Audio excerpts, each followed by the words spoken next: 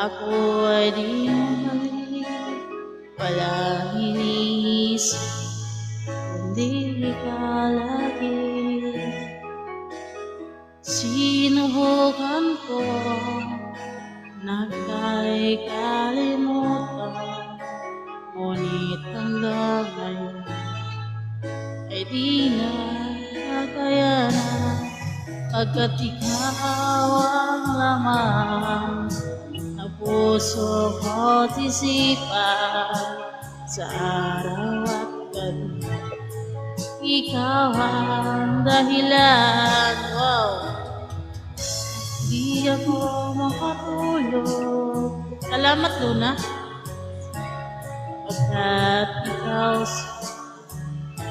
ikaw ang